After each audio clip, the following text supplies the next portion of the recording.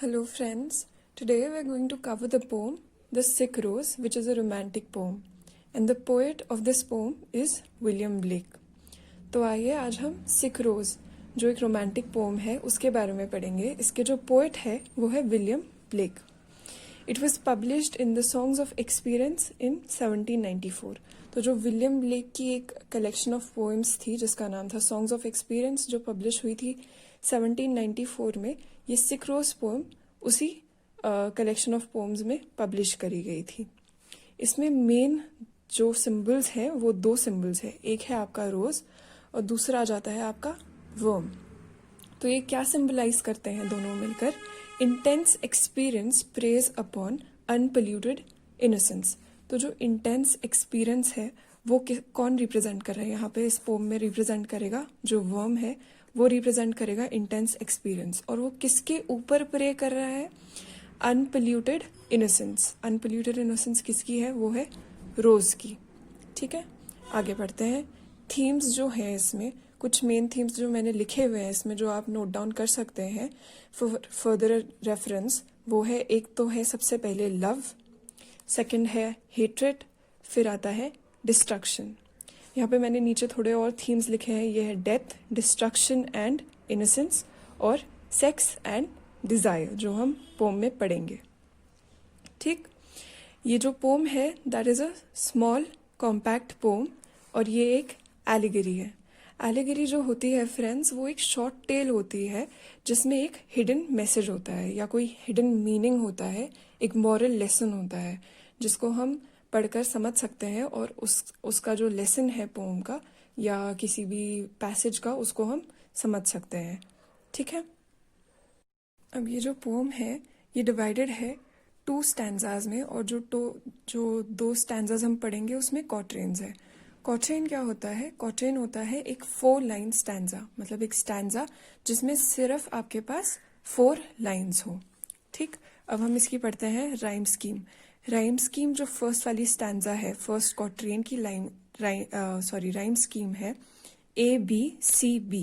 मतलब जो second line है आपका वो राइम करेगा 4th लाइन के साथ, और जो फर्स्ट और थर्ड लाइन है वो इंडिपेंडेंट है, वो किसी के भी साथ राइम नहीं करेंगे.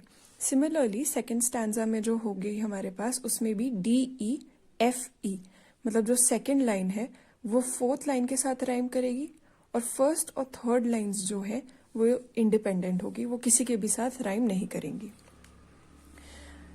अब पोम में क्या दिखाया गया है? The rose has been made sick by an invisible worm. उसके बारे में हम आगे फर्दर डिटेल में पढ़ेंगे.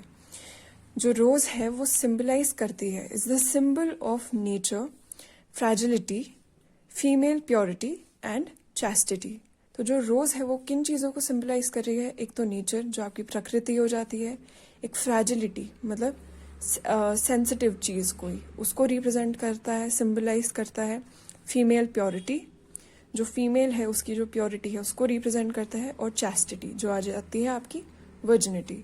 तो उस टाइम पे फ्रेंड्स, रोमांटिक एरा में एक फीमेल का वर्जन होना before marriage was very important. तो तभी इसको इतना ज़्यादा हाईलाइट करा जाता है पोम में. आप जैसे पढ़ेंगे तो आपको पता चलेगा. वर्म जो है मेक्स द रोज सिक, मतलब रोज को वो बीमार कर रहा है. Takes the rose's virginity away and ruins her life. इसमें क्या दिखाया गया है? Phallic nature of the worm. So the worm takes the rose's virginity away and ruins her life. As I told you before, during the Romantic era, the virginity of a woman was very important. बहुत ज़्यादा उसको importance दी जाती थी. तो जो इसमें जो worm दिखाया गया है उसने क्या करा है? रोज की virginity उसने ख़त्म कर दी है, जिसकी वजह से उसकी पूरी लाइफ ruin यानी डिस्ट्रॉय हो चुकी है, ख़त्म हो चुकी है उसकी life. Phallic nature of the worm इसमें दिखाया गया है. फैलिक नेचर जो होता है आपका, वो आ जाता है मेल जेनाइटल जो होता है उसको रिप्रेजेंट करता है. तो आइए पहले हम जो पोम है उसको पढ़ते हैं और उसका लिटरल मीनिंग जो है उसको देखते हैं. उसी के बाद हम उसके सिंबॉलिक मीनिंग पर जाएंगे. Let us begin. O rose thou art sick, the invisible worm that flies in the night in the howling storm has found out thy bed of crimson joy, and his dark secret does thy life destroy. तो इसमें आप rhyme scheme देख सकते हैं, A B C B, और इसमें है D E F E. तो जो फर्स्ट स्टैंजा है उसमें फर्स्ट लाइन में क्या है, ओ रोज दाउ आर्ट सिक. इसमें जो है आर्काइक लैंग्वेज यूज़ करी है, आर्काइक इंग्लिश यूज़ करी है जो रोमांटिक एरा में यूज़ करी जाती थी. तो फर्स्ट लाइन का मीनिंग है ओ रोज दाउ आर्ट सिक, यानी कि ओ रोज यू आर सिक, तुम बीमार हो. द इनविजिबल वर्म, जो वर्म है जो इनविजिबल है, जो दिखाई नहीं देता, that flies in the night in the howling storm, जो रात के अंधेरे में उड़ता है, इन द हाउलिंग स्टॉर्म यानी कि जो स्टॉर्म में, जो आंधी तूफान में उड़कर आता है. Has found out thy bed, मतलब उसने तुम्हारा रात को आकर तुम्हारा जो बेड है उसको ढूंढ लिया है. अब ये जो बेड है वो एक फ्लावर बेड को भी सजेस्ट कर सकता है, या एक जो नॉर्मल बेड होता है जिसके बारे में हम आगे पढ़ेंगे वो भी सजेस्ट कर सकता है. ऑफ क्रिम्सन जॉय, जो क्रिम्सन कलर होता है दैट रिप्रेजेंट्स पैशन. तो जो क्रिम्सन जॉय है उसके बारे में भी हम आगे पढ़ेंगे फुल डिटेल में, अभी हम सिर्फ लिटरल सेंस पर जा रहे हैं. तो ये बस एक कलर रिप्रेजेंट कर रहा है जो रोज का भी कलर हो सकता है, crimson Joy. And his dark secret love does thy life destroy, और जो उस वर्म है, इनविजिबल वर्म है, उसका जो डार्क सीक्रेट लव है उसने क्या करा है, that has destroyed your life, ruined your life, मतलब तुम्हारी जिंदगी खराब कर दी है. अब ये हो गया है लिटरल सेंस जो कि ऊपर ऊपर से था. अब हम एकदम इन डेप्थ एनालिसिस करेंगे पोम की. तो ये हम आ गए एनालिसिस में. सबसे पहले हम ये नोटिस करते हैं जो पोएम है उसमें जब ओ रोज लिखा है तो जो रोज है उसको कैपिटलाइज करा गया है, even though it is not a proper noun. सिर्फ प्रॉपर नाउन्स को ही कैपिटलाइज करते हैं हम सेंटेंसेस के बीच में, बट यहाँ पे रोज को इम्पोर्टेंस देने के लिए, सिम्बॉलिज्म को डिनोट करने के लिए उसको क्या करा गया है, कैपिटलाइज करा गया है.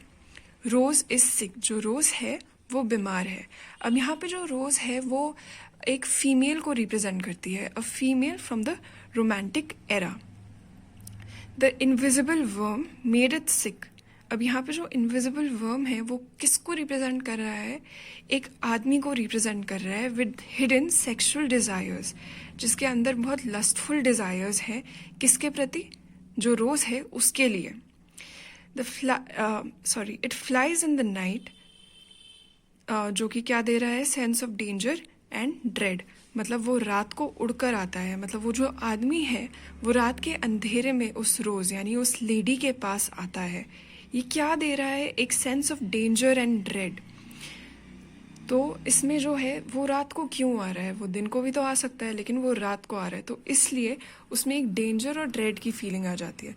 जो वर्म है उसको देखकर ऐसा लगता नहीं है कि वो कुछ अच्छा करने वाला है, उसके इंटेंशंस कुछ हमें अच्छे नहीं लग रहे हैं.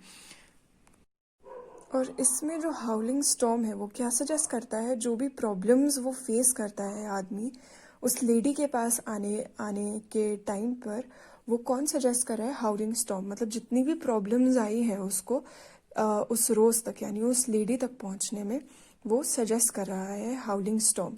हाउलिंग storm suggest all the dangerous conditions which the worm crosses to come to the rose. मतलब जो भी डेंजरस सिचुएशंस वो मेल क्रॉस कर रहा है उस लेडी के पास आने तक, उस तक पहुंचने तक रात के अंधेरे में, तो वो उसको सजेस्ट कर रहा है. फिर सेकंड स्टैंजा में हम क्या देखते हैं, the worm finds its way to the rose's bed, the flower bed, but here symbolising the bed of a woman. तो जो वर्म है उसने क्या करा है, उस रोज का मतलब जो फीमेल है उसके बेड तक का रास्ता, जो पाथ है, ही हैज फाउंड इट. तो उसने उसको ढूंढ लिया है. तो भले ही वहां पे उस रोज बेड की बात हो रही है, बट ये सिंबलाइज क्या कर रहा है, वो जो लेडी है उसका bed, indicating some sexual activity. Of crimson joy. अब जो क्रिम्सन जॉय है वो क्या सजेस्ट करता है, रेडनेस ऑफ रोज. भले लिटरली इसका मतलब तो यही है कि जो रोज की रेडनेस है उसको सजेस्ट कर रहा है, बट जब हम इसको ज़्यादा एनालाइज करते हैं, इसकी सिंबॉलिक मीनिंग पे जाते हैं, तो ये 3 चीज़ें हमें सजेस्ट कर सकता है. एक हो सकता है पैशन, पैशन जो है लव का, passion is denoted through the colour. दूसरा हो सकता है एंगर, जो क्रिम्सन कलर होता है वो एंगर को भी डिनोट करता है। और तीसरा हो सकता है ब्लड। ठीक, तो 3 चीजें इसमें डिनोट कर सकता है कि पैशन, एंगर और ब्लड। जो ब्लश ऑफ क्रिम्सन है वो विमेन का, जब वो वुमन है वो जब ब्लश कर रही है तो उसका जो ब्लश, जो चीक्स में ब्लश होता है वो कौन से कलर का होता है? Crimson colour. उसमें जो 3 चीजें बताई है वो क्या करती है? तो इसमें जो ऑल 3 है वो क्या कर रही है? All 3 are denoted by the crimson colour. मतलब जो पैशन, एंगर और ब्लड है वो क्रिम्सन कलर से डिनोट हो रही है, indicating the loss of virginity of the woman. तो मतलब जो पैशन ऑफ लव है, जो एंगर है और जो ब्लड है वो क्या डिनोट कर रही है मिलकर?